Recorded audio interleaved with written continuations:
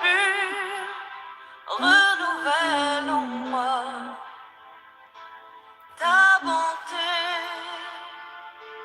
car toi seul est grand et digne d'être loué. Crée en moi, Seigneur, un cœur pur, renouvelle en moi ta bonté, car toi seul est grand et digne d'être loué. Louange à ton nom, Seigneur, louange à ton nom, Seigneur,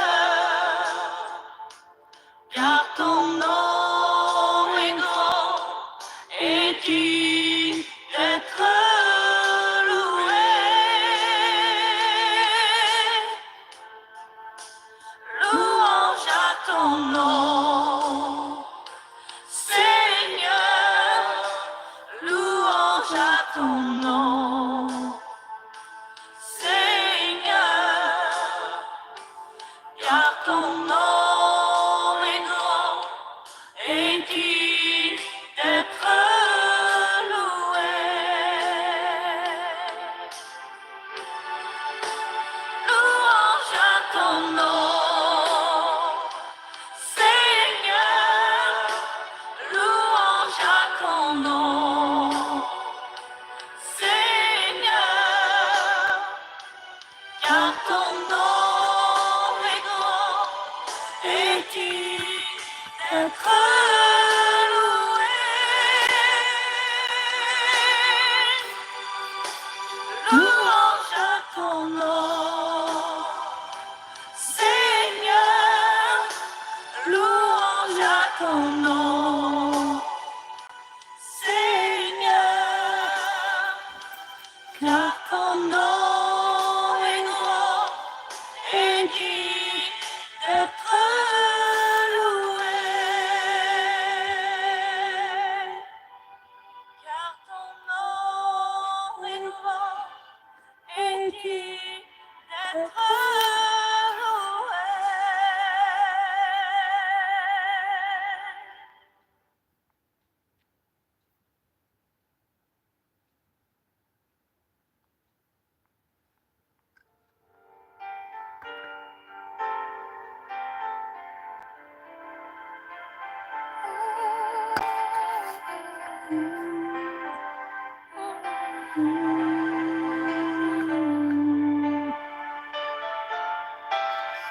Seigneur Jésus,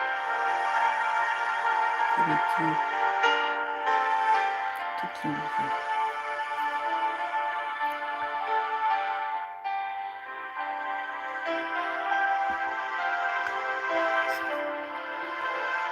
Je sais que tu es là, Saint-Esprit.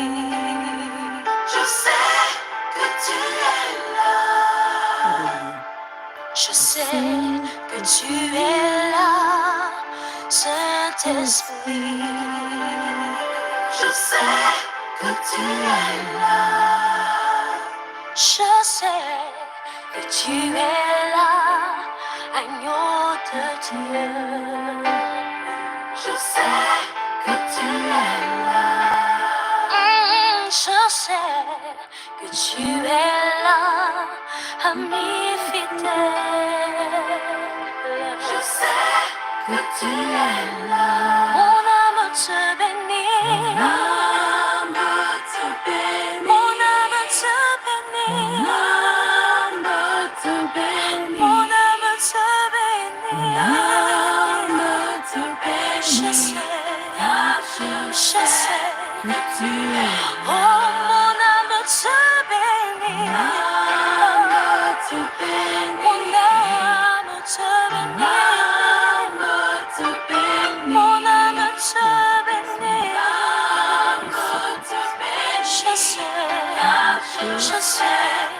tu es là.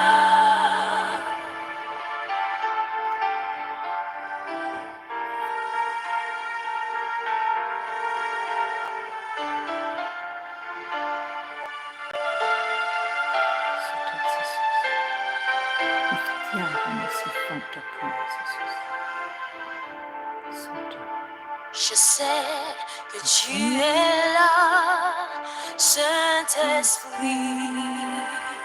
Je sais que tu es là. Je sais que tu es là. I know that Ewa je sika sais mande que karibas. tu es là. E Oh, je susu sais tumpuyen sika que mande tu karibas. es là, Rifa ami awali nisi. fidèle. Je Izu sais nama que tu es tukana là. simba Mon manarisi. âme te bénit. Mon âme te bénit. Mon âme te bénit. Mon Mon âme te bénit. Je sais. Je sais que tu es Mon là. Corona de Natal. O Kalifana na Iteras. Anata za Kalaza na Mon âme Dematati. te bénit. Roi des rois, Seigneur des seigneurs. Mon âme te bénit. Seigneur Jésus, oh ressuscité. Asandra na Dematati.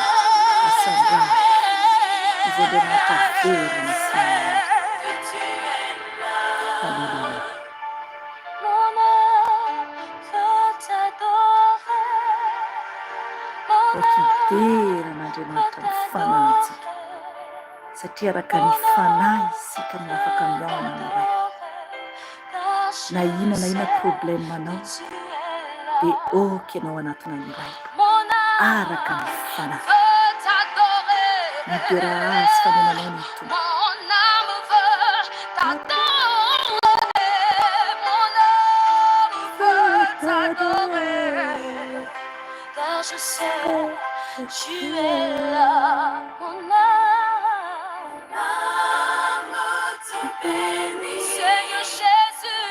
Mon âme te bénit. Oh, Prince de paix. Je sais. Je sais. Mon âme, mon âme, mon âme. Lion de Juda. Dieu de l'univers.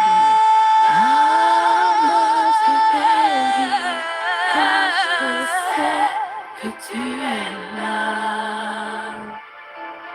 L'âme veut t'adorer. Je t'aime, Mon âme veut je t'aime, Jésus. t'adorer. Mon âme veut t'adorer. Car je sais Que tu es là. Alléluia, alléluia, alléluia, alléluia. Alléluia. Amen, amen, amen. Mbola faly miarabanareo aho aminaran'i Jesosy Tompo amin'izao andro alina mangina ny alakamisy 9 ny volana Jona 2024 izao. Ry hava maralo amin'ny Tompo, efa nideran'Andriamanitra isika teo. Eny, nidera azy isika. Aoka isika hideran'Andriamanitra mandrakariva mba ho feno ny fanainy. Aoka isika ankatoa azy ary tena natona an'Andriamanitra. Mba tena hiaona aminy tokoa ianao, na iza ianao, izay manatrika eto. Na oviana no ainonao izao vavaka alina izao. Ry havana tiantsika ane ny Tompo, maminy ane isika, ary mbola miantso antsika foana izy isan'andro, isan'ora, isa-segondra, raha mbola miaina koa isika. Ry havana, miantso antsika foana Jesosy, dia mbola misy ny fotoana tompoko, dia mbola misy ny fotoana. fa rehefa tonga ny andro ialantsika ety dia tsy afaka intsony isika mitady hevitra hafa mba ahavoafonjy raha ohatra isika tsy nitodika ny verina tamin'Andriamanitra. Ry havana, be fitiavana ny tompo, be fitiavana izy. Manasanao aloha zahako ary hivavaka amiko alohany enontsika tenin'Andriamanitra ho amin'ny fibebahana izay nomeny fanahy masina anio. Ny vavaka ataontsika aloha izao dia vavaka hiderantsika an'Andriamanitra, isaorantsika azy satria nomeny fotoana isika ary angavy azy isika mba hanatrehany antsika tsiraray avy satria hibebaka isika rehefa avy eo. Mila zany isika mangataka amin'ny tompo, mangata amin'ny tompo ianao. Za tsy mahita anao, ny tompo no mahita ny tsiraray avy. Fa raha ohatra mbola tsy ao amin'ny tompo ianao dia mbola misy rindrina manasaraka anao aminy.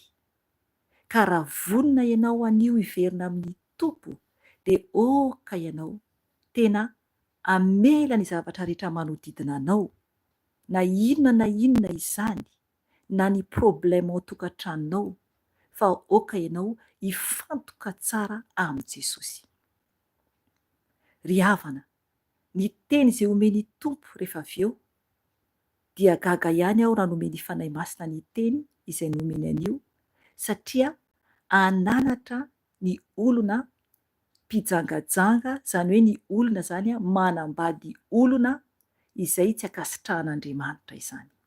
Izay no teny nomeny fanahy masina teo izany. Ao amin'ny verse dia ny olona izany izay atao hoe fijangajangana ny fanambadiana izay tsy akasitrahan'Andriamanitra.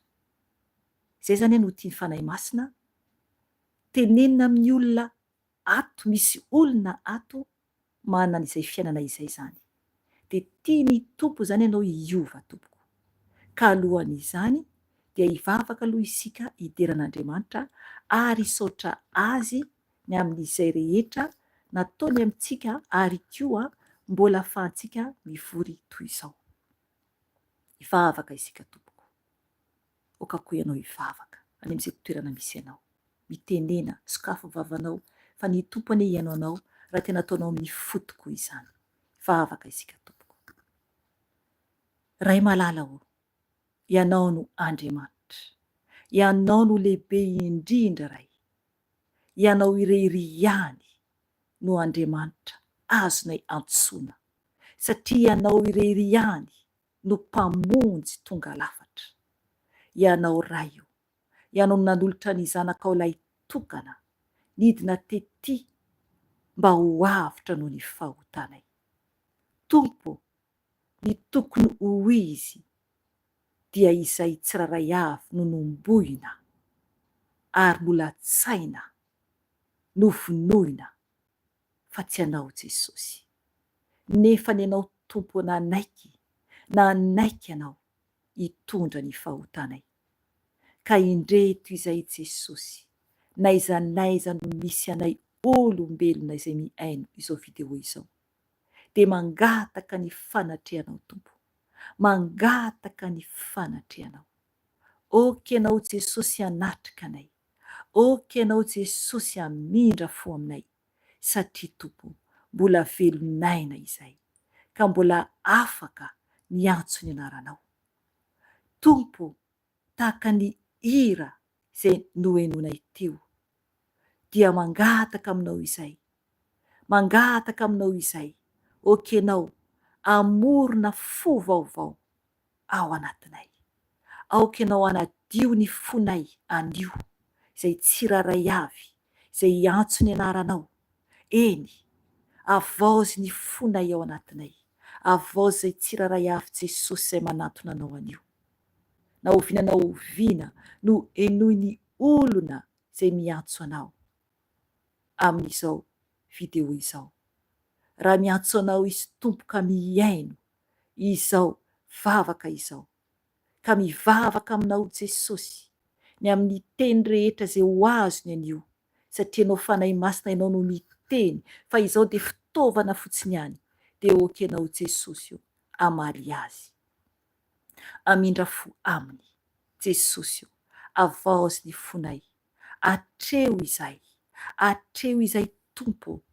Jesosy io, oky anao anatrika izao fotoana izao, naizanaiza no misy anay Jesosy. Oky anao fanay masana ho andray ny contrôle ny tenako manontolo, ary koa ny olona tsiraray avy zay ary vavaka eto. Oky anao andray ny contrôle mba hampiratra ny masom-panahy tsiraray avy, satria ho avy ianao Jesosy, ho avy eny amin'ny raha lanitra ianao, mitenena aminay ianao, anary foana izay Jesosy, satria tompo de mbola velona izay, de mbola manana fanantenana hoy ny teninao.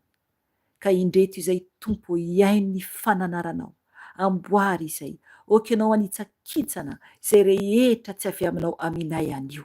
Amboary izay Jesosy, manatrehanay ray malala, mamindra fo aminay tsiraray avy zay ibebaka aminao rehefa avy eo. Ka misaotra ray, ny voninahitra ny ho anao rery any, ny voninahitra ny ho anao rery any. Misaotra tompo. Alleluia. Amen. Amen. Ry ava-malala amin'ny tompo, ny teny izay nomeny tompo antsika an'io zany, araka ny teneniko teo dia gaga ihany aho zay nambarako teo satria teny mombany amin'ny hofananarana izany ny amin'ny olona amin'ny tokantrano izay eo anatrehan'ny tompo. Ilay tokantrano hoe fijangajangana. Tokantrano zany tsy araka ny sitrapon'Andriamanitra. Ry havana tena maro be eran-tany ny olona miara-mipetraka nefa atao hoe fijangajangana ilay tokantrano, atao hoe mijangajanga zany ilay tokantrano. Tokantrano zany araka ny tenin'Andriamanitra hoe ny fitenin'ny tompo azy ndasy tonga de vakiko le tenin'Andriamanitra. Raisintsika zany ao amin'ny bokin'ny Matio toko 5. Io aloha no raisintsika aloha io. Ao amin'ny Matio toko 5 de ho raisintsika izany ny amin'ny 1:1. 1:1. Fa ny nomeny tompo zany teo, nomeny fanahy masina, dia tao amin'ny bokin'ny Matio ihany no nomeny, fa le version zany ao amin'ny bokin'ny Marka zany no raisiko zany satria mitovy aminy. Zany hoe ao amin'ny Marka toko 10 zany no raisiko zao fa teo zany ao amin'ny no nomeny fanahy masina zany dia tao amin'ny Matio toko 7:1 ka hatramin'ny 7.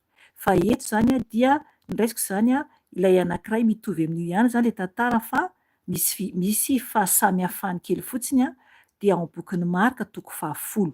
Io zany no noraisiko eto, no horaisiko eto. Amen. Dia hovakintsika aloha zany ao amin'ny bokin'ny Matio toko 5 1:1 ka hatramin'ny 2:30 satria fohy izy io. Amen. De raisintsika ny ary amin'ny bokin'ny Marka rehefa avy eo. Hovakiko ny teny amin'ny anaran'i Jesosy tompo. Aleo raisintsika ihany ery amin'ny 7:20. 7:20 raisintsika ka hatramin'ny 2:30 satria complet tsara mihitsy izy amin'izay. Amen. Jesosy zany no niteny eto Jesosy no manambara eto. Vakintsika ny teny amin'ny anaran'i Jesosy tompo. Mateo toko 5 1:20 ka hatramin'ny 2:30. Hoy ny teny tompo hovakiko amin'ny anarany.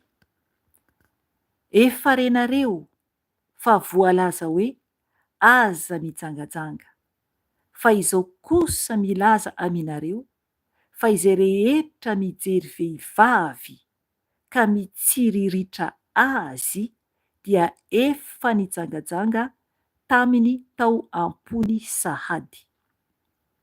Fa raha ny masonao havanana no atafotoina anao, dia esory hiala izy ka ario ho afaka aminao.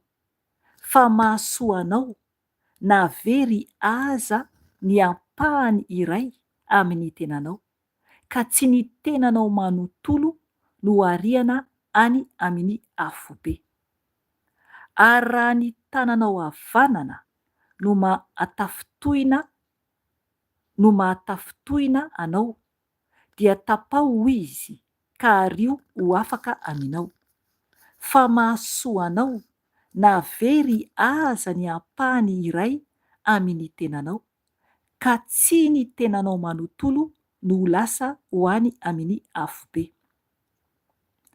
Ary voalaza hoe na zovy no misaotra ny vadiny, dia aoka izy hanome andra-vehivavy taratasy fisaoram-bady.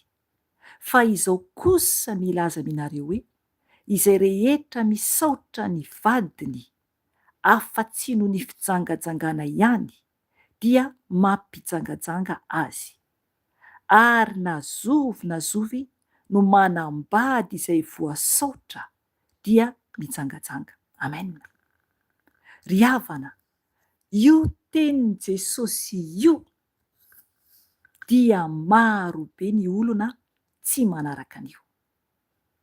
Misy ara ny fiangonana mbola makasitraka ihany olona efa nisara-bady, dia manambady olon-kafa ilay rangahy, na koa hoe ilay ramatoatra nanambady teo aloha dia nisaraka, dia manambady olon-kafa ilay ramatoa, dia tena akasitrahan'ny fiangonana mihitsy izany. Nefa mbola velona ilay lahy, ary raha ohatra ka rangahy ilay izy, dia manambady olon-kafa ilay rangahy, nefa ilay ramatoa vadiny mbola velona, dia manambady vehivavy hafa izy. Ry havana, fijangajangana anie izany natrehan'i Jesosy. Mazava tsara ny tenin'Andriamanitra eto, mazava tsara ny tenin'ny Tompo eto. Misy ara mpitondra fivavahana, dia misara-bady, dia samy manambady izy mivady izay nisaraka, na ny iray ihany no nanambady, fa ny anankiray nipetraka irery aloha dia tsy nanambady. Ry havana, tsy akasitrahan'ny Tompo ny tenin'Andriamanitra dia tsy azontsika amboarimboarina. Mila isika mibebaka. Ry havana, ny Tompo dia manambara eo amin'ny 7:20 sy 7:20 hoe atao boky Matthieu 5 zany io hoy ny tenin'ny Tompo hoe efa renareo fa voalaza hoe aza mijangajanga. Izay no voalaza zany tany amin'ny bokin'ny Exodosy 20:20. Izay leny amin'ny dity 10 izay. Fa eto zany Jesosy dia miteny izy amin'ny 9:20 hoe fa izao kosa milaza aminareo fa izay rehetra mijery vehivavy ka mitsiritra azy, dia efa nijangajanga taminy tao am-pony sahady. Amen. Ry havana, zava-doza ny maso mijery fotsiny raha mitsiriritra ianao vehivavy, na iza ianao lehilahy, ka mitsiriritra vehivavy, dia efa mijangajanga izany eo anatrehan'i Jesosy. Halleloia! Zava-dozana izany tompoko, ary manambara ny tenin'ny Tompo eo amin'ny 9:20 eo amin'ny faraparany eo, fa afo be izany anie no hovantanin'ny olona. Ary mbola amin'ny 9:30 ihany koa dia eo ambany koa dia mbola hoe misoratra koa hoe afo be. Ry havana, ho maro ny ho lasany amin'ny afo be raha tsy mibebaka. Ho maro be. Mieritreritra mantsy ny olona maro hoe ataoko ihany ilay izy fa Andriamanitra anie akasitraka, na hoe tsy mahita Andriamanitra. Ry havana, mibeba tompoko, mibeba repentance, mbola misy ny fotoana, mbola misy ny fotoana rehefa narehan'izao teny izao ianao, satria ny fanahy masina no miteny eto, za fitaovana fotsiny ihany, dia efa miandry anao Jesosy tompoko, miandry anao Jesosy raha ohatra ka vadin'olona no miaraka aminao, kanefa n'le vadiny na nisaraka taminy ara na nisy papie vita tao fisaoram-bady, izany hoe fisaraham-bady, dia le olona le ramatoa any ambadibadikany vadin'ilay lehilahy ao aminao, na koa hoe raha vehivavy ianao ka ilay lehilahy saraka taminao le vadinao dia any alavidavitra any, nefa ny ianao ao lehilahy afany ao aminao ao, dia efa nisany mijangajanga ianao eo anatrehan'i Jesosy. Amen. Afo be no miandry anao tompoko, afo be. Ny tompo mananatra olona eto. Aleloia, aleloia. Mananatra olona Jesosy eto. Tiany Jesosy ane isika tompoko, tiany Jesosy isika. Mananatra eto Jesosy fa misy olona ao maka vadin'olona izany. Na vita divorce amin'ny papie ireo, nefa mbola samy velona izy roa, dia ianao miaraka amin'le anankiray, miaraka amin'le vadin'olona io tompoko, vadin'olona io. Tsy azonao iaraha-mipetraka io, ary tsy azonao ny mitsiriritra an'io. Na olona manambady izany, ka ilay olona nefany mbola miaraka amin'ny vadiny dia mitsiriritra ianao, ny masonao fotsiny, dia eto ny tompo efa niteny koa izy any 2:20 hoe fa izao kosa milaza aminareo fa izay rehetra mijery vehivavy ka mitsiriritra azy dia efa nijangajanga taminy tao am-pony sahady. Amen. Ry havana, tao am-ponao izany dia efa nijangajanga tamin'ilay vehivavy, efa nijangajanga tamin'ilay vehivavy, efa nijangajanga tamin'ilay vehivavy. Na lehilahy koa ianao, na lehilahy koa ianao, dia mieritreritra ianao fa hoe na inona ataonao dia eken'Andriamanitra. Ry havana, na vehivavy koa zany ianao, raha ohatra vehivavy ianao ka nanao toy izany koa, raha vehivavy ianao ka nijery lehilahy ihany koa nefa vadin'olona ilay lehilahy, dia efa nijangajanga koa ianao. Aza mieritreritra hoe ho an'ny lehilahy ihany no voalaza eto, fa ho an'ny vehivavy koa, raha vadin'olona nijerijerenao sy nampitsiriritra anao, dia efa nijangajanga taminy tao am-ponao zany ianao. Ry havana, miantso anao Jesosy anio hibebaka, fa afo be no miandry. Mazava tsara ny tenin'Andriamanitra eto amin'ny boky Matio 5. Ry havana, tsy moramora anie no any an-danitra, tsy moramora ny ho any an-danitra. Araka ny tenin'Andriamanitra eto alohantsika eto, hoe eto amin'ny écran zany hoe miazaha mitady, averiko indray-pandeha, miezaha mitady fihavanana amin'ny olona rehetra, ary koa fahamasinana, fa izay tsy manam-pahamasinana dia tsy ahita ny tompo. Amen. Ry havana, mila isika manana fahamasinana, izay vao mahita ny tompo. Alohan'io dia henontsika tsara teo fa hoe mila miezaka isika zany mitady fihavanana amin'ny olona rehetra. Ry havana, ny olona mpangalabadin'olona dia efa manana rafy, satria ilay vadin'olona nalainao, ilay olona ny vadiny mbola nilavitrany, dia ilay vadin'olona miaraka aminao nefany, dia efa tsy mihavana amin'ilay olona anankiray zany ianao.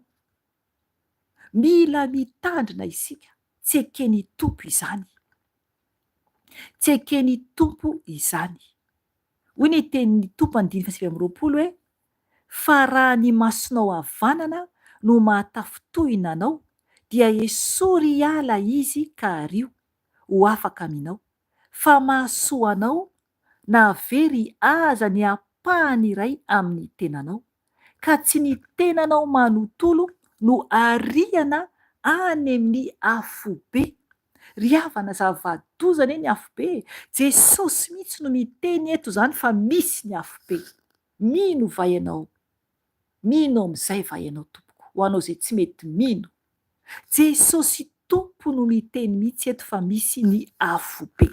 Misy ny afobe tompoko. Misy ny afobe. Misy ny afobe. Ry havana, efa misy fijoroana vavolombelona any, fa efa nahita aho tao amin'ny afobe. Efa naseho an-tompo ahy. Isaorako azy fa tsy nahita le afo midedadeda aho, fa ny nasehony ahy dia nahita devoly aho, ary ratsy ny endrik'izy ireo. Ary izy ireo dia avobe. Avobe. Any video raha ohatra ka eo ianao.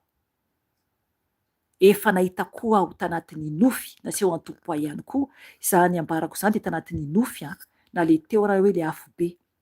Efa nahita ihany koa aho anisa tanako tao anatin'ny nofy. Ry havana, ny tompo tsy mivazivazy amintsika, ary ny fahavalo koa tsy mivazivazy amintsika. Ny tompo dia miandry ny hitsarana antsika, ary Satana dia miandry ny ampijalianantsika. Ry havana, mbola misy ny fotoana hibebahana. Aoka hiala amin'ny ratsy. Eto ny tiany tompo ambara amin'ny teniny dia hoe ny fomba ny fiainantsika zany, le filana ratsy anatin'ny tenantsika izany, satria eto fijangatsangana. Io zany no mila sarahanao raha mbola vadin'olona ny aminao, raha mbola manana fiainana maloto ianao.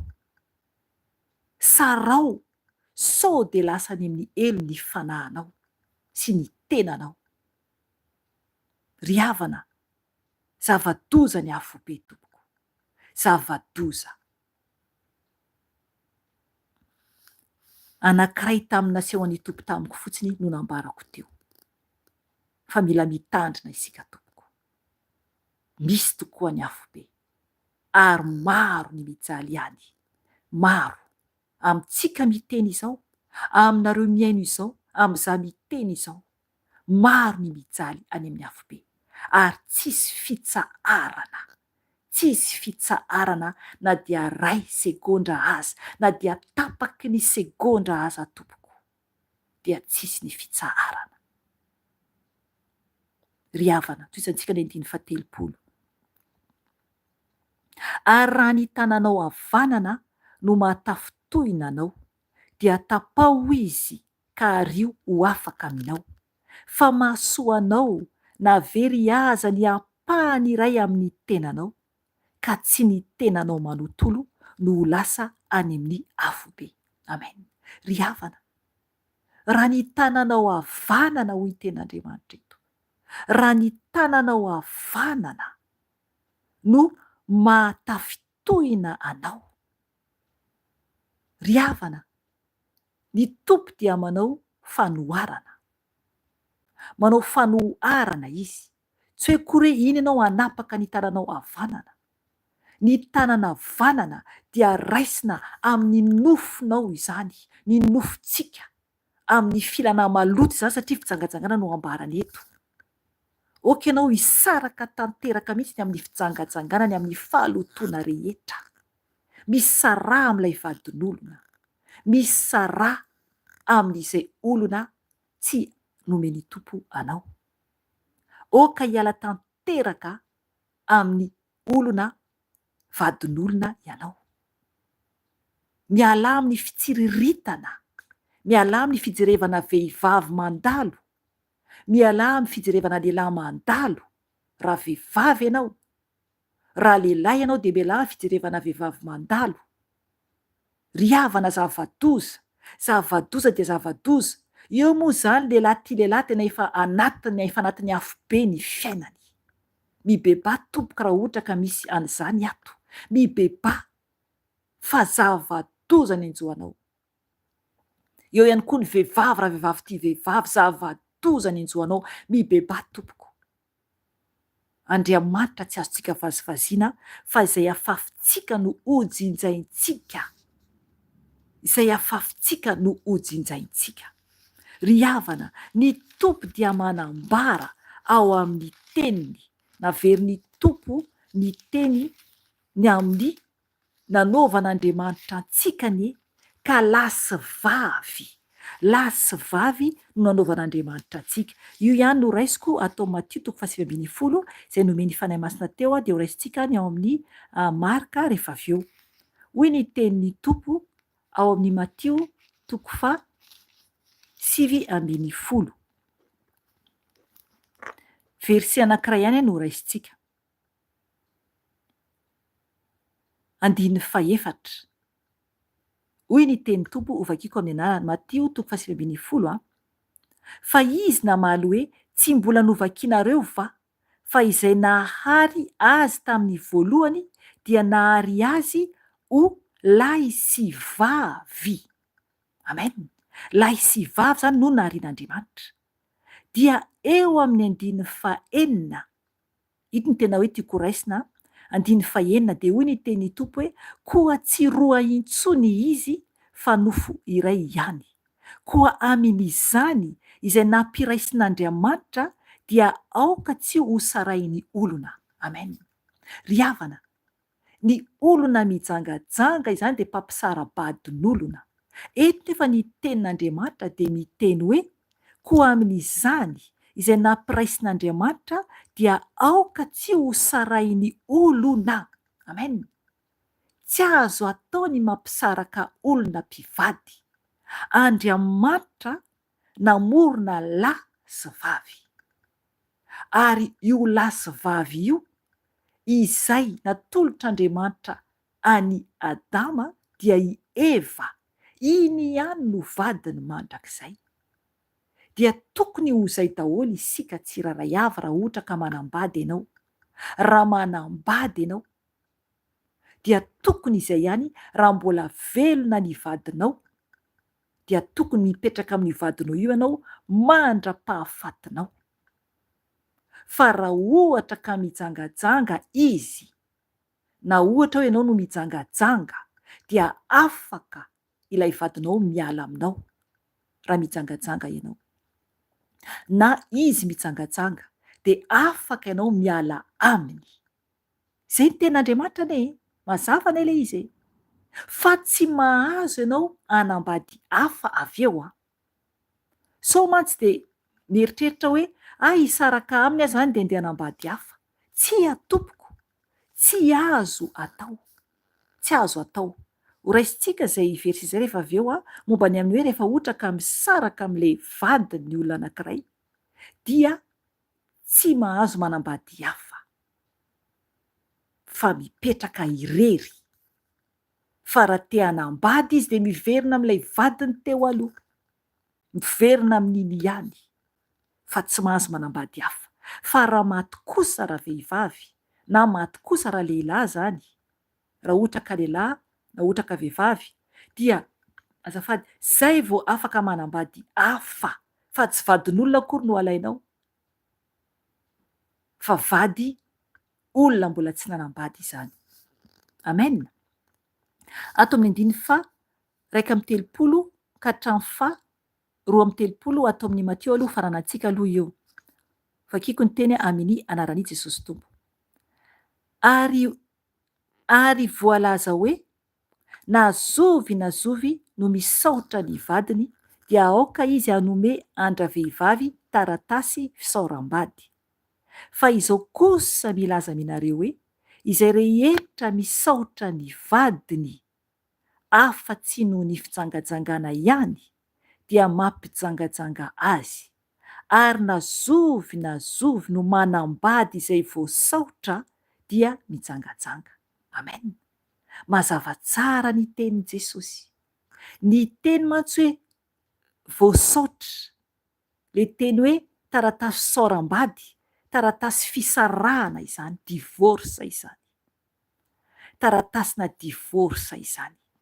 Eto zany Jesosy dia ny teny izy fa nazovy no misaraka amin'ny vadiny zany zany tia ny tompo ambara dia aoka izy hanome andra vehivavy taratasy fisaraham-bady zany, mila manome taratasy fisaraham-bady zany. De hoy Jesosy, fa izao kosa milaza aminareo hoe izay rehetra misaotra ny vadiny, averiko zany hoe fa izao kosa milaza aminareo hoe izay rehetra misaraka amin'ny vadiny afa-tsy no ny fijangajangana ihany dia mampijangajanga azy, ary na zovo no manambady izay vehivavy sarana na lehilahy sarana zany a dia mijangajanga tompoko, raha mbola velona ny lahy na mbola velona ny vavy. Ry havana, raha izany no fiainanao dia mibebay ianao. Mety koa ilay lehilahy raha ohatra ka vehivavy ianao, mety koa ilay lehilahy mety hoe olona mbola tsy nanambady mihitsy, fa ianao ilay vehivavy no niala tamin'ny vadinao, nefa vadinao mbola any ambadibadika any, na tsisy ankizy ara, na mety efa manana zafy mihitsy ianao. De mieritreritra ianao hoe le lehilahy vadiko ty na lehilahy miara-mipetraka aminah ty, na hoe ilay lehilahy miara-mipetraka aminah ity dia olona mbola tsy nanambady, de mety izany. Tsy antompoko, lasa toy ny mijangajanga koa ilay lehilahy miara-mipetraka aminao. Raha ohatra moa ka vehivavy indray izay plasy zay zany dia ohatr'izay koa zany, tsy mety mihitsy tompoko. Mila zany isika tena mitandrina mafy. Raha ohatra ka ianao lehilahy dia anao nefany nisaraka tamin'ny vadinao, napetraka ao any ny vadinao, de ilay vehivavy miaraka aminao anefany mbola ohatra hoe tanora na hoe tsy mbola nanambady mihitsy, de mieritreritra ianao hoe le vadinao navelanao tany, nefa noho ny fijangajangana nelanao taminy, de le vadinao navelanao tany de hoe ilamina ve ianao? Tsy atompoko, afo be no miandry anao koa, afo be. Ka mila mibebaka ianao, mila mibebaka tompoko, fa ito tenin'Andriamanitra ito, raiso tsara ny verse, zay teny omeny fanahy masina ka misy fanamarinana. Rehefa miteny fanahy masina, efa mampianatra, manova, manamboatra, dia misy fanamarinana, misy foana verse omeny. Io tenin'Andriamanitra io, tsy azontsika ialana io. Io tenin'Andriamanitra io no hisokatra eo alohanao raha ohatra tsy mibebaka ianao rehefa tonga ny andro hitsaran'Andriamanitra anao. Satria enao zao ny tenin'Andriamanitra, enao zao ny fahamarinana. Aza mitsoaka tompoko, satria fitiavan'ny tompo izany. Ka aza mitsoaka, aza miala, fa ny tompo te hamonjy anao. Ny fanahinao no tiany hovonjeny, ny fanahinao, ny fanahintsika tsiraray avy no tiany tompo hovonjena. Ka aza mitsoaka hoe raha izany de tokony tsy niditra teto ahako. Ry havana, ny tompo no mitsoka ny trompetra eto, izy mihitsy no miantso anao, tiany ianao andova ny lanitra, tiany ianao ho tafiditra any an-danitra, satria ho avy ny tompo, ho avy izy araka ny teny voalaza eto hoe indro avy aingana aho ary entiko miaraka amiko ny valisoa avy amiko, mba amaliako ny olona rehetra araka ny asany avy. Apokalipsy 2:20. Amen.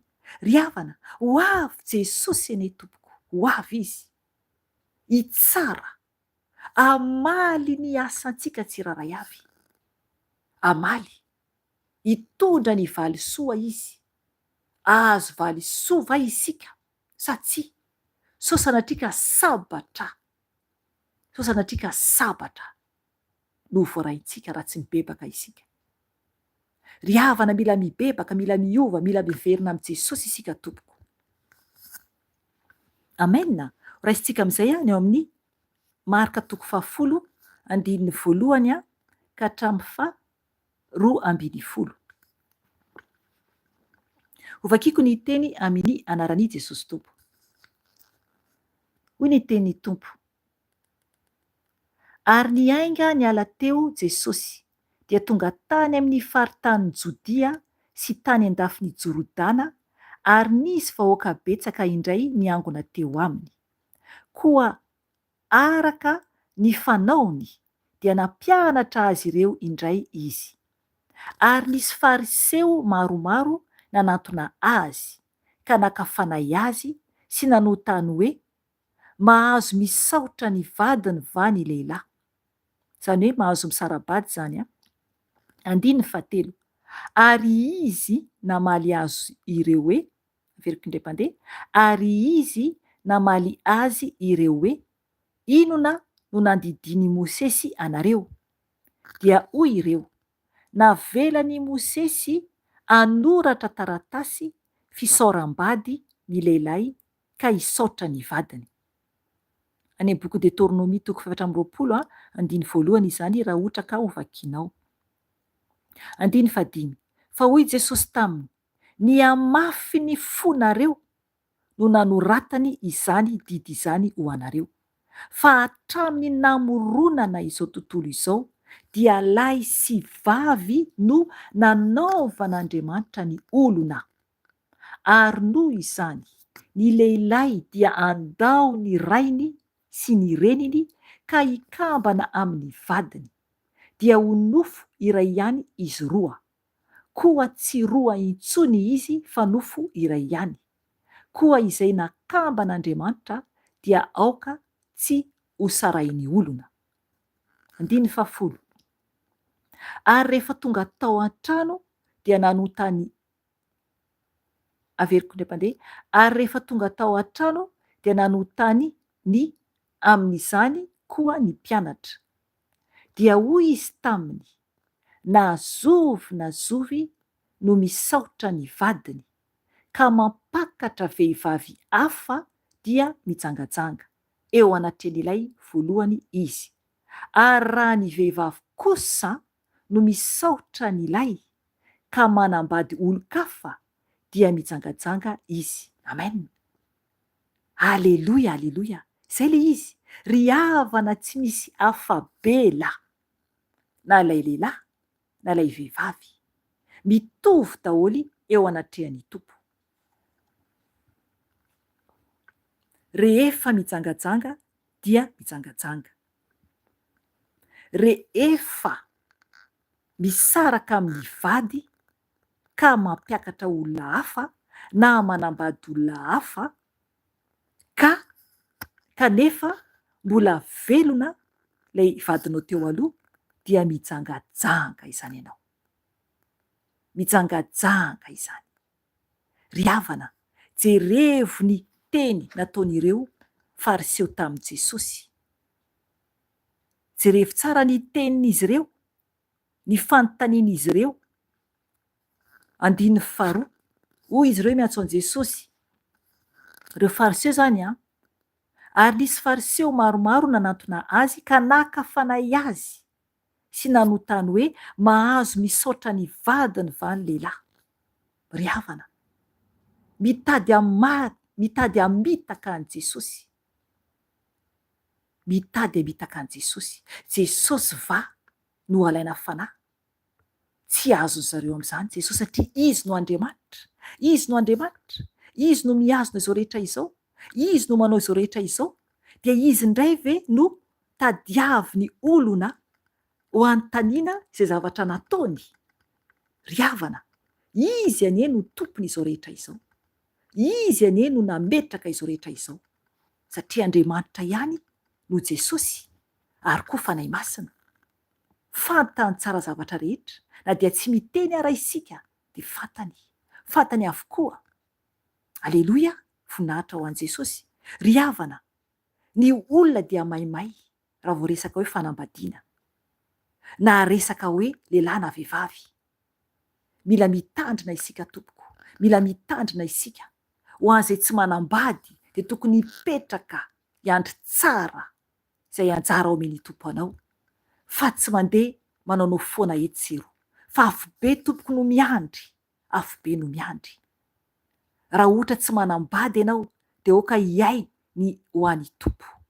Tokony asan'Andriamanitra no jerenao, tokony tompo no jerenao, fa ny tompo no mandamina ny ho avinao. Fa aza maimay hitady vady etseroa, aza manadala vadin'olona. Mipetra tsara tompoko, mipetra tsara. Raha manambady ianao dia mipetra tsara tokantrano. Ajao ny vadinao. Raha lehilahy ianao, ajao ny vadinao vehivavy. Raha vehivavy ianao, ajao ny vadinao lehilahy. Mipetra tsara tompoko. Raha ohatra mijangajanga lahy ka raha te hiala ianao tsy zakanao intsony, dia mila ianao mipetraka irery izany, fa mila ianao miresaka aminy. Raha ohatra koa ka hoe ny vavy indray no mijangajanga, ianao nefa ny lehilahy, dia tsy zakanao intsony le vadinao mijangajanga, dia afaka miresaka aminy ianao, dia misaraka anareo, dia mipetraka irery, mipetraka irery, fa tsy mandeha mitady etseroa. Na koa hoe mijangajanga ny ray dia mitenanao hoe ay mba andehanao koa ako, satria izy ve manao zavetsy anao. Ry havana afo be ny vantananareo, afo be. Mitandrema tompoko, satria ny tompo dia niteny teo ao amin'ny bokin'ny Matio, nambarany tsara fa raha ohatra mitsiriritra fotsiny anie tompoko dia efa fijangajangana izany, efa nanota tao am-po, ny maso fotsiny mitsiriritra dia efa nanota tao am-po, satria ny maso anie eo anie no fitaratry ny fanahy. Ry havana, mila mitandrina isika, mila mitandrina mafy dia mafy. Oka hibebaka izay eo anatin'izany. Oka hibebaka mafy dia mafy ary hiala amin'ny asan'ny nofo, satria asan'ny nofo izany, zavatra maloto izany. Izany ve no ahatonga anao any amin'ny afo be tompoko? Izany ve? Ry havana mifoha aza. Jerevy ny tenin'Andriamanitra eto, araka ny tenenin' Jesosy, raha ny tenin'ireo fariseo momba ny amin'ny Mosesy izay nanome taratasy amin'ny fisaoram-bady, dia jerevy navaliny tompo an'izy ireo. Ho raisiko eo amin'ny 2:2. Aleo atomboka hatreo aloha vakiako hatreo, vakiako manomboka eo, atao amin'ny Marka 10 izany. Ary nisy fariseo maromaro nanantona azy ka nakafanay azy sy nanotany hoe mahazo misaotra ny vadiny va ny lehilahy. Ary izy namaly azy ireo hoe inona no nandidian'i Mosesy anareo. Dia hoy ireo, navelany Mosesy anoratra taratasy fisaoram-bady ny lehilahy ka hisaotra ny vadiny. Fa hoy Jesosy taminy, ny amafy ny fonareo no nanoratany izany didy izany ho anareo. Fa hatraminy namoronana izao tontolo izao dia lahy sy vavy no nanaovan'Andriamanitra ny olona. Amen. Ajanoko hatreo. Ny amafy ny fony olona natonga ny Mosesy nanao izany. Fa jerevy tsara, Jesosy eto atao amin'ny bokin'ny Marka sy ao amin'ny bokin'ny Matio tsy mankasitraka an'izany intsony. Aleloia, aleloia. Tsy mankasitraka an'izany ny tompo, satria tamin'izany fotoana izany dia ny amafy ny fony olona. Mbola tao ambany lalàna ny olona, fa isika zao dia ambany fahasoavana. Izany hoe efa tonga Jesosy dia efa lasa izy rery ihany no tsy maintsy enontsika teny. Ny lalàna rehetra izay teo aloha dia fanafenony lalàna ny amin'ny natongavan'i Jesosy. Izy no nameno ny zavatra rehetra. Izany hoe izay rehetra ny tenenin'ny tompo dia tsy maintsy arahantsika. Izy ihany anie io teny io izy ihany ny Baiboly, Jesosy io. Jesosy io. Izy daholy no antony zavatra rehetra. Izy ihany nanome ny didy folo. Izy ihany no nanao andretra rehetra. Fa noho ny tonga izy dia tonga izy anatanteraka. Izay mihitsy ny tenin'Andriamanitra ny tonga izy anatanteraka. Tonga ny tompo anatanteraka. Fa tsy andrava ny lalàna. Anatanteraka. Ry havana, ny zavatra antanterahany tompo dia hoe na mijery fotsiny aza, mijery vehivavy, mitsiriritra vehivavy, ny olona anankiray de efa manota ao anatiny. Ry havana, mila mibebaka isika satria afo be no miandry. Raha vehivavy ianao ka raha vehivavy ianao ka mijery lehilahy, mijerijery lehilahy, de efa manota koa nao anatinao. Mila mibebaka tompo, afo be koa no miandry, satria mazava tsara ny tenin'Andriamanitra tao bokin'ny Marka 10:10 ka hatramin'ny 12:10 hoe, averiko vakiana ao Marka 10:10 hoy ny teny tompo hoe, ary rehefa tonga tao an-trano dia nanantona ny amin'ny azafady, ary rehefa tonga tao an-trano dia nanontany ny amin'izany koa ny mpianatra, dia hoy izy taminy, nazovy no misaotra ny vadiny ka mampakatra vehivavy hafa dia mijangajanga eo anatrehan'ilay voalohany izy.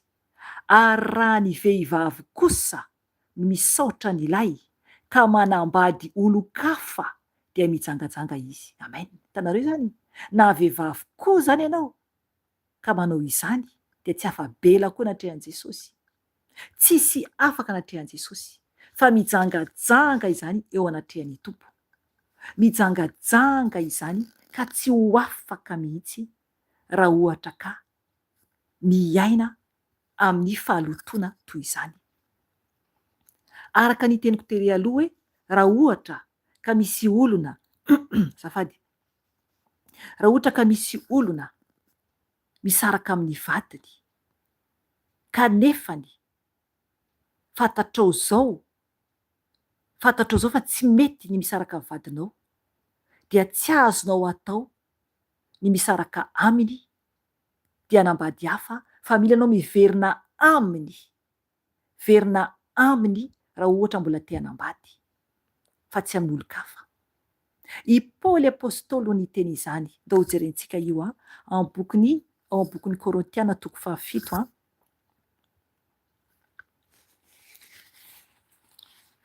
Korintiana 1 7 no raisitsika. Raisitsika ny boky Korintiana 1 7 10 no vakitsika sy 10. Hoy ny teny tompo, hovakiko amin'ny anarany. Ny manambady dia izao no andidiako azy, nefa tsy izao fa ny tompo. Aoka tsy hisaraka amin'ilay ny vavy, nefa raha misy efa nisaraka dia aoka hitoetra tsy manambady izy, na aoka ody amin'ilay, ary aoka n'ilay tsy hisaraka amin'ny vavy. Amen. Io ihany no raisiko. Ry havana mazava tsara, ety Paoly apôstôly de niteny izy hoe ny manambady dia izao no andidiko azy, nefa tsy izao fa ny tompo. Zany hoe ny tompo zany no mandidy. Zafady, ny tompo izany no mandidy fa tsy i Paoly apôstôly. Zao zany no tenin'ny tompo, aoka tsy hisaraka amin'ilay ny vavy, nefa raha misy efa nisaraka dia aoka hitoetra tsy manambady izy, na aoka ody amin'ilay, ary aoka n'ilay tsy hisaraka amin'ny vavy. Aleloia. Aoka n'ilay tsy hisaraka amin'ny vavy. Ry havana, zay zany. Raha nisaraka tamin'ny vadinao ianao ka te hanambady ihany, de miverena aminy fa tsy amin'ny olon-kafa. Fa raha ohatra ianao saraka taminy ka raha tsy te hanambady, raha ohatra ianao saraka taminy ka mipetra-drery de mipetra irery, fa tsy mahazo manambady hafa intsony ianao. Amen. Tsy mahazo manambady hafa intsony. Fa raha hiverina ianao amin'ny vadinao teo aloha dia eken'ny tompo izany. Eken'ny tompo izany. Ry havana, tsy moramora ny lalana makany an-danitra. Tsy moramora zay voatafiditra ny lanitra isika tsiraray avy. mila isika tompoko mitandrina mafy de mafy. Ny zavatra miseho eran-tany dia maro ny olona izay misarabady dia manambady hafa. Tsy eken'Andriamanitra izany. Ry havana, tonga mitsika anio ny tenin'ny Tompo. Ho anao izay mbola miaina amin'izany, aoka ianao hibebaka dia ny mbola mamindra fo Jesosy. Ho avy anie Jesosy. Ry havana, mety eritreritra koa ianao nefany, ianao izay mihaino ato hoe tsisy ahy izany ny anio satria za tsotra izany. Ry havana, mety ianao ohatra tsy manambady, mety koa misy ota hafa ataonao, mibebako ianao, afo be no miandry, afo be no miandry. Mety ianao tsy mijery amin'ny fitsiriritana, fa mety ny masonao rehefa mijery mety miavonavona ianao, mety feny fialonana ianao, mety feny faharatsiana, mety mianjonanjona. Ry havana, izany dia afo be avokoa no miandry izany. Mila isika mibebaka anatrehan'ny Tompo. Aoka isika hiay ny ho any an-danitra mba ho tafiditra any an-danitra. Inona no zavatra mbola iainanao amin'izao? Inona no zavatra mbola manakana anao amin'izao tsy hanaraka an'i Jesosy Tompo? Miantso anao Jesosy anio hibebaka tanteraka aminy. Andolotra ny tenanao tanteraka amin'ny Jesosy. Andolotra ny tenanao tanteraka amin'ny Jesosy. Ry havana, andohalika isika hibebaka anatrehan'ny Tompo satria ho avy Jesosy. Ho avy Jesosy haka ny fiangonany. Ho anisany va isika. Ho anisany va. Engany mba ho tafiditra any an-danitra. Engany mba ho anisany masina any an-danitra. Satria tsy maintsy ho tonga ny fotoana. Tsy maintsy ho avy ny fotoana. Niavian'i Jesosy.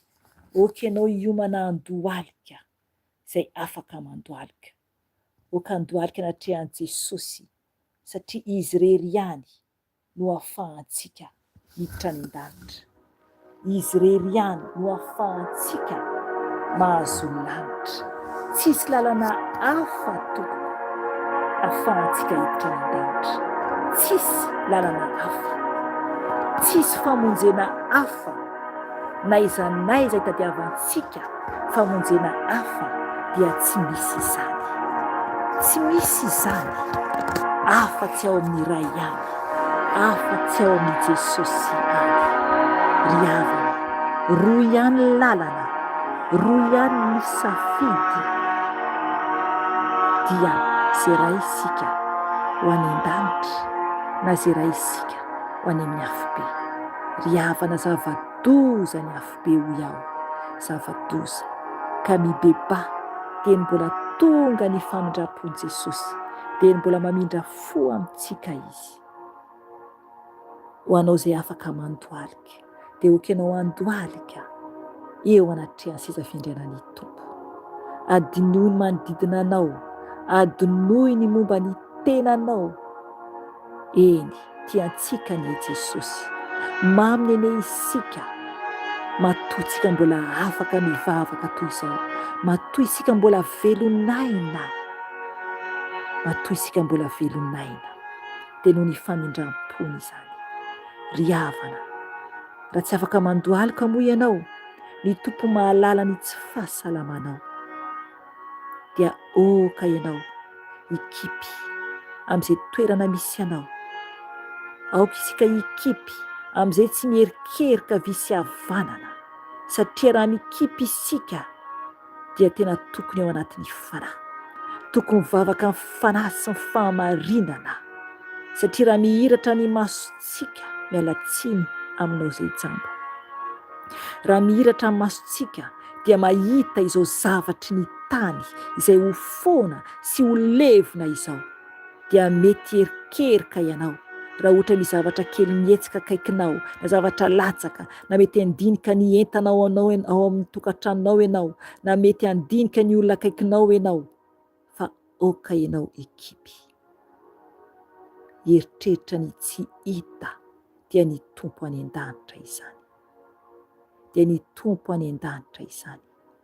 Ataovy toy ny tonga eo anatrehan'ny seza fiandrian'Andriamanitra ianao. Aoka ny fanahinao tena hiconcentre tsara ianao.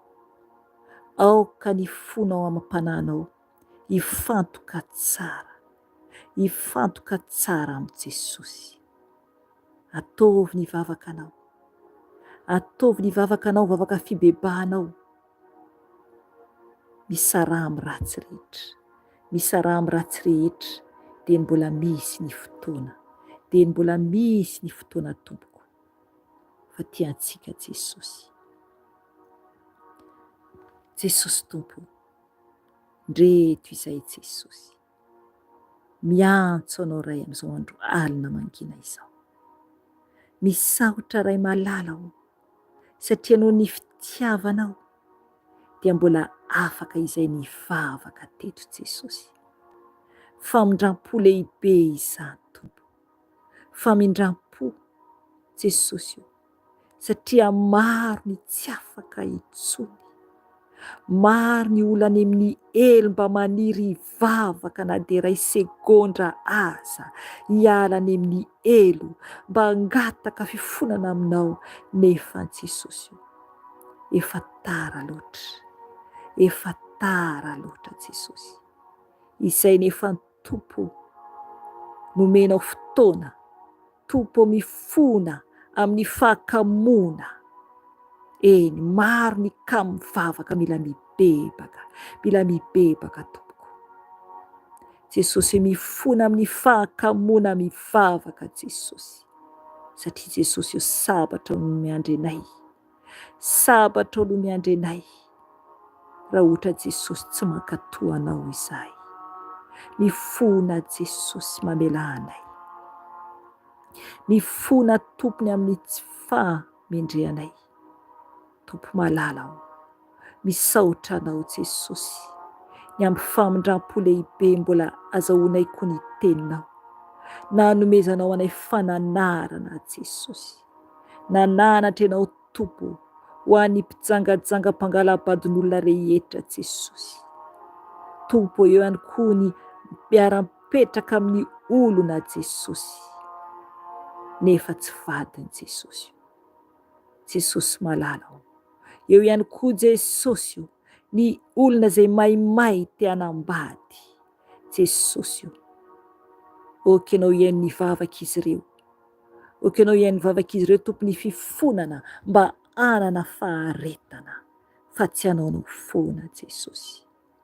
Mamela Jesosy amin'izay mibebaka aminao. Jesosy tompo, mamindra fo aminay. Diovy ny masonay Jesosy, diovy Jesosy ny masonay Jesosy io, ny amin'izay jeren'ny masonay Jesosy, izay tsy mendrika eo anatrehanao Jesosy, izay mandoto ny masom-panahinay Jesosy, ka nananatra anay ianao anio fa misy ny afo be.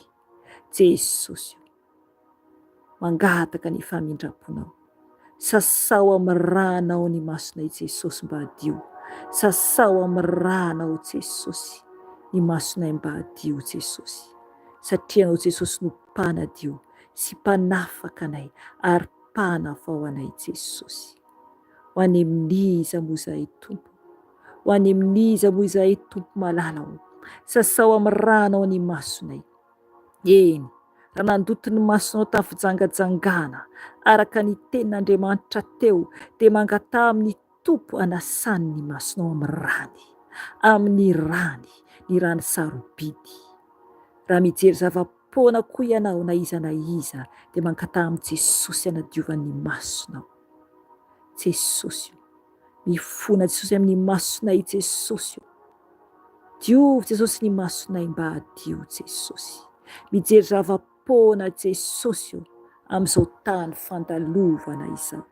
Jesosy io, oka izay tompo, hifantoka aminao, hifantoka amin'ny zavatra any an-danitra Jesosy io, mba hatody anay any aminao Jesosy. Tompo malala ho, mamindra fo, mamelany elokay Jesosy. Diovy izahay tompo amboary izay Jesosy io ny fisainanay tsiraray avy isam-batan'olona Jesosy, diovy amin'ny ranao, sasao Jesosy ny fisainanay, sasao Jesosy ny fisainanay, sasao amin'ny ranao Jesosy, sasao Jesosy ny sofinay, sasao amin'ny ranao Jesosy, sasao amin'ny ranao Jesosy ny sofinay tsiraray avy mba hadio. Jesosy malala, Jesosy malala ho diovy izay, diovy izay Jesosy mba ho mendrika eo anaty tenao. Jesosy malala ho diovy amin'ny ranao koa Jesosy ny vavanay mba hadio Jesosy, diovy amin'ny ranao ny vavanay Jesosy mba ho teny mendrika mandrakariva no avoakanay amin'ny vavanay.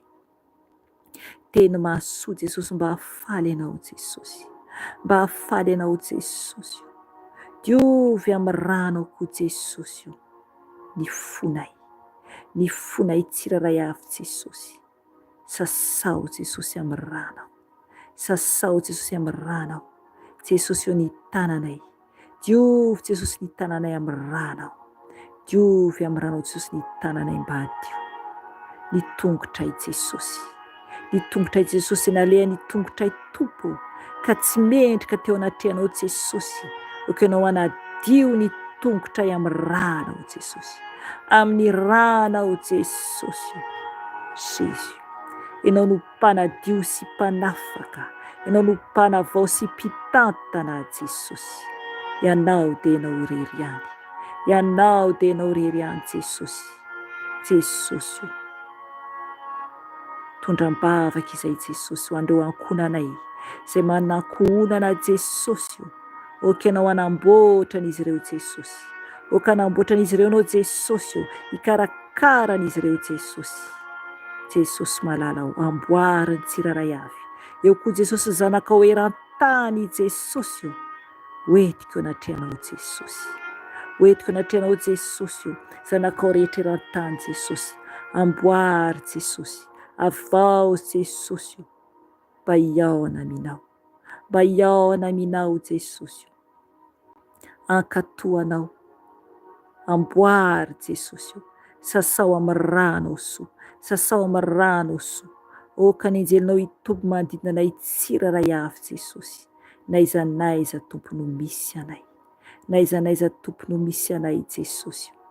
Mivavaka izay Jesosy ho an'i Madagasikara, tandrazanay Jesosy malala ho, oka ianao tompo anamboatra Jesosy any tandrazanay, oka ianao tompo hikarakara ny tandrazanay Jesosy, ny olonao tsiraray avy Jesosy fo azy Jesosy, mba tena handeha tokoa amin'ny famarinana sy ny fahamasinana Jesosy io, manomboka any amin'ny mpitondra fanjakana Jesosy ka hatramin'ny olona tsiraray avy.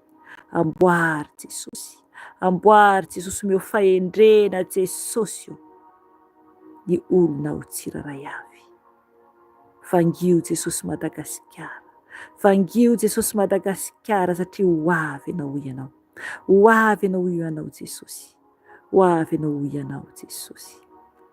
Eny Jesosy ho avy eny amin'ny raha ho alanitra ianao ho ianao ilay ho avy, ary rehefa tonga ianao Jesosy dia aka izay navotanao, aka izay nanaiky ianao ihany tompo, mangataka ny tana maherinao Jesosy, hiasa Jesosy io amin'ny tanindrazanay, amin'ny gasy rehetra Jesosy, misandraty ianao Jesosy, oka ianao hanafaka ny fanompo-tsampy ao Madagasikara, oka ianao hanafaka ny famonoana olona, zavatra ratsy rehetra Jesosy midiran-tsehatra Jesosy, ka asio ny fony malagasy Jesosy, ka asio ny fony malagasy Jesosy, mba hiova Jesosy, mba hiova Jesosy Madagasikara, tena ho mendrika eo anaty anao, tena ho masina eo anaty anao Jesosy, satria ilainao ny firenena masina Jesosy, ilainao ny firenena masina Jesosy mba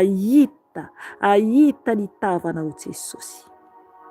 Tompo malala ho, tianay ianao, maminay ianao, misaotra Jesosy ny amin'ny fotoana rehetra teto anio, misaotra Tompo malala, voninahitra ho anao irery ihany, voninahitra ho anao irery ihany Jesosy io, ianao ilay Andriamanitra lehibe indrindra, ianao ilay tsara indrindra, ianao ilay masina indrindra Jesosy io, ianao ilay ho avy, ka miterana ao izay, manaja anao izay, mamindra fo amin'izay rehetra nibebaka an'io Jesosy io, mamindra fo amin'izay rehetra nibebaka an'io Jesosy io. Misaotra Tompo malala ao. Alleluia, alleluia, amen. Ry havana hoy ny Tompo aminao, raha nibebaka ianao tanatin'ny fitsangatsanganao, dia hoy izy aminao, aza manota intsony. Amin'izao sisa izao hoy ny Tompo dia aza manota intsony. Teny nambarany tamin'ilay vehivavy azo nijangajanga izany. Ka amin'izao sisa izao aza manota intsony hoy ny Tompo, na lehilahy ianao na vehivavy ianao, ka nibebaka ianao an'io, nibebaka ianao an'io, na oviana no ainonao izao tenin'Andriamanitra izao, izay nambara teo, ary koa nivavaka izao, dia miteny aminao zany ny Tompo, raha tena nibebaka marina ianao, dia miteny aminao zay aza manota intsony izany. Eny, aza miverina amin'ny nalohanao intsony, fa manarahany Jesosy. Alleluia, alleluia, misaotra Jesosy. Alleluia, amen. Ry hava malala ao amin'ny Tompo, izay ny fotoanantsika anio, sorantsika lehibe Jesosy, dia amin'ny manaraka indray tsika miona eto, raha mbola tsy tonga ny Tompo, na mbola tsy miala eto iray amintsika tsiraray avy. Mahireza Tompoko fa tiantsika Jesosy mijoro tsara, fa tsy moramora ny makany an-danitra. Tsy maintsy ady no atrehantsika izay tsika vao afaka eto amin'ity tany ity. Tsy maintsy ady izay tsika vao afaka eto. Ary lanitra ny no tanjona. Aza makany amin'ny afo be Tompoko. Aza makany amin'ny afo be. Fa tokana ihany ny aina, tokana ihany ny fanahy. Ka raha maty ny fanahintsika dia fitatrehony amintsika mandrakizay dory. Engany ho velona foana ny fanahinao, hiritra ny masom-panahinao. Anao safidy, anao safidy. Araka ny ten'Andriamanitra, efa napetrany eo alohantsika ny fiainana sy ny fahafatesany. Ka mifidiava re Tompoko, fidio re Tompoko ny fiainana, mba ho sambatra ianao, mba ho sambatra ianao. Amen. Veloma Tompoko. Amin'ny manaraka indray, raha mbola tsy tonga Jesosy, na mbola tsy miala eto ny ray amintsika tsiraray avy. Amen. Veloma Tompoko.